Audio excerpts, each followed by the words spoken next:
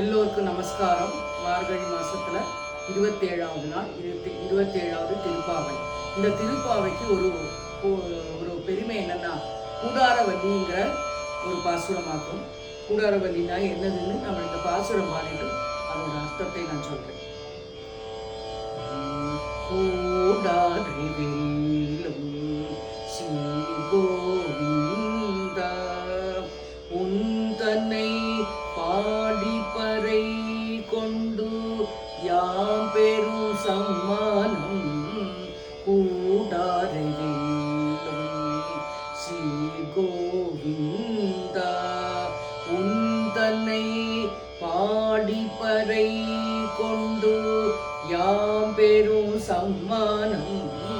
நாடு புகழும் பரிசினால் நன்றாக, நாடு புகழும் பரிசினால் நன்றாக, சூடகமே தோள்வளையே தோடே செவி பூவே, சூடகமே தோள்வளையே தோடே செவி பூவே, நாடு புகழும் பரிசினால் நன்றாக, சூடகமே தோள்வளையே தோடே செவி பூவே, பாடகமே என்றனைய பல்கலனும் யாமணிவோ, பாடகமே என்றனைய பல்கலனும் யாமணிவோ, ஆடையுடு போ அதன் பின்னே பார்ச்சோறு, ஆடையுடு போ அதன் பின்னே பார்ச்சோறு, மூடனை பெய்து முழங்கை வழி வர, மூடனை பெய்து முழங்கை வழி வர, கூடியிருந்து குளிர்ந்து லோரே ஊபாவாய், கூடியிருந்து குளிர்ந்தேலோ எம்மும் பாவாய்.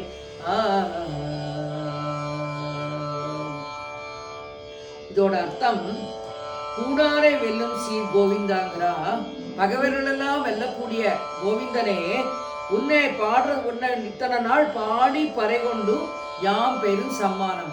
26 நாள் நோம்பிருந்து நாங்கள் எல்லாம் நிறைய பாடியாச்சு.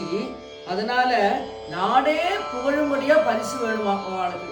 நாடு புகழும் பரிசினால் அந்த பரிசெல்லாம் எப்படி இருக்கணுமா பாருங்கோ. சூடகமே தோள்வளை, கையில் அணியப்பட்ட வளை வேணுமா, அப்புறம் தோல் அணியப்பட்ட வளை வேணுமா, காதில் அணியப்பட்ட தோடு வேணுமா, செவியில் அணியப்பட்ட பூ வேணுமா, பாடகமே காலில் அணியப்பட்ட கொலுசுகள் வேணுமா. இவளுக்கெல்லாம் இப்படி பல்கலனும் யாம் அணிவோம் சொல்றான். அவ்வளவு அணிகலங்களும் அவளுக்கு வேணுமா. இவ 26 நாள் நோம்பிருந்து கண்ணனை பாடினால இந்த பரிசெல்லாம் அவளுக்கு வேணும்னு சொல்றான்.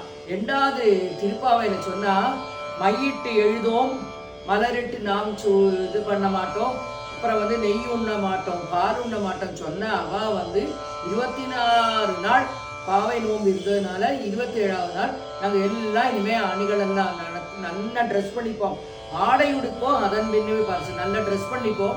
பார்ச்சோறு அப்படின்னாக்க அக்கார வடிசன்னு சொல்லுவான். இந்த பாலில் பச்சரிசி போட்டு நல்லா வெந்து நிறைய நெய்யை விடுவாளாம். அதில் இந்த நெய் எப்படி விடுறாளாம், மூட மூட நெய் பெய்து முழங்கை விழுவார். அந்த நெய் விட்ட உடனே இந்த அந்த அக்கார வடிசை சாப்பிடும்போது அந்த கையில் அப்படியே வழியணமா, அவ்வளவு நெய் விட்டுப்பாளாம். இவ்வளவு நாளைக்கு இந்த நெய்யுண்ணும் பாலுன்னும் சொல்லப்பட்ட அந்த கோபிகமாரெல்லாம் சொல்றா. 27வது பாசுரத்தில் சொல்றா, நாங்கள் அக்கார வடிசல் மாதிரி பண்ணி உனக்கு நைவேத்தியம் பண்ணி நாங்கள் சாப்பிடுவோம் சொல்றா.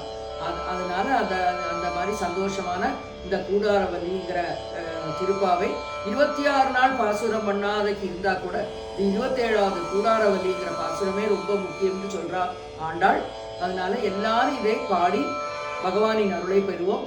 எல்லாரும் நல்லா இருக்கணும். நமஸ்காரம்.